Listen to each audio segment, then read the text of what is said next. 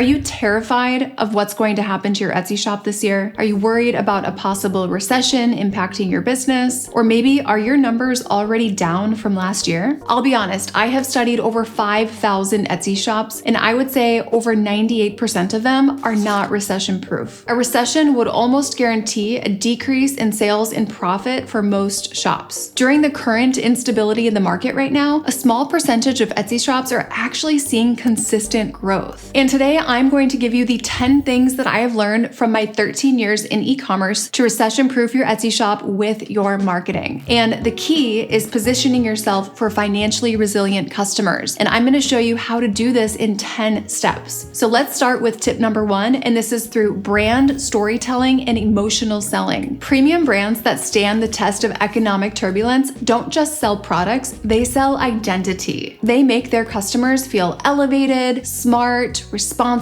For example, Apple makes you feel creative and empowered. Glossier makes you feel like you belong. Restoration Hardware, they sell an aspirational lifestyle, not just furniture. So where and how are you supposed to do this storytelling and emotional positioning? Social media. This is a great boutique in San Diego. They are great with that brand storytelling and emotional positioning. And this storytelling very much aligns with the aspirations of their customers, right? They like to go out to brunch. They want their kids to have a magical birthday party. They might dress their dogs up in cute accessories. They appreciate a clean visual aesthetic. But if you really want to target that resilient customer, then you'll focus on the second thing. And this is premium price points and high AOV. Okay, AOV stands for average order value, or the average amount of a customer's transaction with your shop. With these stable premium brands, their products will be priced above mass market, even for simple things like soap or t-shirts. And they avoid discounting and instead will use things like controlled scarcity to preserve their perceived value. So this would be, for example, a limited edition product or line or limited quantities available, something like that. So examples of this would be Athletic Greens. They charge $99 a month for their greens. Allbirds shoes, they are usually over $110 for their casual footwear. Now, the important thing is to position your prices in this way and have it work, you will need proof of concept in order to warrant higher pricing than the competition. You can't come out the gate with no sales, no proof of concept, no customers, and just expect the customers to flood in at a higher price point. But you can be there when that social proof reflects that pricing. In skincare, I'm seeing on Etsy right now, this $28 serum, beautiful photo, bestseller. Allegedly, this does $1,100 a month and has done $104,000 in revenue. Let's compare it to something like this, right? Where not as well branded, looks a little DIY homemade, and this does $0 monthly. So you can see, right, the difference. It's cheaper, so you might think, oh, people would want that more. However, no, they're going for the more expensive premium positioning. And as you can see, the reviews for this item, there's 1,000 reviews. It's done $100,000. So that price point is reflected in the social proof. So eventually, once you have proof that those premium customers like your product, you want to make sure that you are pricing accordingly and driving up that AOV. And this brings me to the third way to target the most resilient customers who will get you through a recession. And this is through your product quality, your packaging, and your unboxing experience. This is so important and so overlooked. Premium brands who target premium customers, they invest in high quality materials, sleek packaging, and tactile experiences. So even everyday items feel like a treat. You can see they often do these unboxing videos, right? Like Brooklinen, you'll see a lot of them give the product to influencers who do these unboxing videos that show the product being opened so that you can really see the packaging. Another one is the Caraway pots. You will see beautiful packaging here with these and the unboxing experience, right? They make it very special. The packaging is molded really to fit these products. It feels very custom. Another example is Apple, right? Apple's product unboxing, it feels like a luxury event. And also when you're doing your packaging, make it a highly photographable experience. A great example of who does this is Farm Girl Flowers. They even include a card that shows you how to photograph your flowers in the best way. So do not skimp on product quality, packaging, and the unboxing experience. Eventually, once your brand grows, you will be able to do this at scale and your costing should get better. And if you are really wanting to boost your sales, then you will combine this tip with the next tip. And I believe this is one of the most overlooked strategies on Etsy. And it is selling high LTV LTV product categories. Etsy sellers are not thinking in this way, but when you're on Etsy, you're a business owner. You have to learn business principles like LTV. LTV is the lifetime value of your customer. It's how much money does this customer spend in their entire life with you. So what are high LTV product categories? These are things that people buy repeatedly or upgrade frequently. If you know Lovevery, they send monthly toy kits. Restoration Hardware, they sell memberships to access lower prices on high-end furniture. With Etsy, great categories for this are consumables, candles, bath and body products, edible items, right? Even things that you could drink like tea, kids' clothing. That is essentially a consumable item. Remember, because kids are always growing, they're always sizing up. Same thing with dated items like birthday, right? First birthday, the next year they're going to need second birthday. And you want to know the average kind of life cycle of that product. How quickly does your customer consume that product? Meaning how quickly would they come back? And you want to market to them at the right intervals. So sell things that people buy repeatedly or upgrade frequently. Now, if you happen to have a website, then I want to throw in this next tip. And this is the only one that really pertains to your website and not Etsy. And this is the reoccurring revenue models. Okay, premium brands are experts at building in recurring revenue. So what is recurring revenue? It means you sell to them once, you acquire the customer once, and then they continue to buy every month. So examples of this would be memberships or subscriptions, like subscription boxes or ecosystems. So they lock that customer into that ecosystem or recurring model. One example would be Lululemon Studio. Okay, this is those mirror and workout classes. Equinox, right? That membership that's recurring. You could also do subscription boxes or deliveries on your website. That would be an amazing route to go here. You focus on acquiring a customer once, and then you serve them month after month and collect that payment every month. Now, I have not touched on maybe the most important thread that must be maintained throughout these strategies to target profitable customers. And this is precise customer targeting. And this is basically knowing exactly who your customer is. Now, this part takes research and awareness. These premium brands who target very resilient customers, they know exactly who their customers are, from their aesthetic preferences to their life stage to their mindset, and their messaging is very sharp. Their values are aligned with their customers' values, and things are never generic. They're never trying to be all things to all people. If you know Aritzia, they target fashion-forward urban women 25 to 35 with very curated edits. Masonette, they target affluent moms with elevated taste. We want to be very specific with our messaging and very sharp with our targeting. And if you don't have your customer avatar clearly laid out, then you need to get that in place, because that will impact your level of curation, your color schemes, your materials, your occasions that you serve, your copy, your lighting, really everything. Here's a great example of an Etsy shop that has done this really, really well. This shop is called Madly Wish. They say birthday crowns and tooth fairy pillows since 2012. So they have a lot of birthday items, things for events, occasions, Christmas crackers, bibs, invitations. And now when we go to learn about this brand, you can see they have a website, a blog, Instagram, a podcast. Their podcast is called Moments, and it's really about women and motherhood, because this is their customer. Their customer is all about being a mom. And then on their Instagram, you'll see she is posting things that are really relating to moms, saying, you know, I see you, you're juggling all the things. That customer messaging is so sharp. So with your shop, right, you want to stay very consistent with your messaging. How do you know that this is actually working? That brings me to my next point. The most successful brands have data-rich, performance-focused marketing. They track their customer acquisition cost, the lifetime value of the customer, their churn, their retention. They also have strong organic growth through brand loyalty and word of mouth, but they're also strong enough with their product market fit to benefit from paid ads. They're not using paid ads to establish product market fit. They're using paid ads to take a fire that's already burning and to just pour fuel on it. That's a completely different ad strategy than throwing product out there that you don't know if people will want and using ads to see if people want it. So an example of this is Viore and Lululemon. They are using ambassadors and content along with high ROI paid ads. They're using both of those together. Now, outside of organic marketing and paid ads, what else do these brands do with their marketing? Leveraging social proof and influencer alignment. With your Etsy shop, you have that great opportunity to establish social proof through your reviews. use. And influencer alignment, that is a great way to compete because most Etsy shops have no idea how to do it. So premium brands, they're going to invest in influencer marketing, in press mentions, and in user-generated content from their ideal customers. They'll often appear in places that their target audience trusts, gift guides, on blogs, on Forbes, in Vogue, etc. An example of this is Glossier. They were really built on customer selfies and blogs. Dyson tools, right? They are in nearly every influencer's top tools list. So this means that once we hyper-focus on our customer, we look at who is influencing them, which influencers, and then we'll make a list of that, and then we'll get our products in front of them. Now, there are a variety of ways to do this, and you do not have to be paying these influencers necessarily. It might be tempting to just try to get your brand everywhere, but the strongest brands know that that is not the right path. And the next point is that we need to be selective about our distribution. So this means choosing specific channels to sell through. They're either direct to consumer or elevated retail only, which means you're not going to find them in Walmart. They are very selective about where they show up. They want to be in specialty retail or Nordstrom, or they'll use pop-ups or in-person experiences to really deepen their customer bonds. A great example of that is Aloe, their whole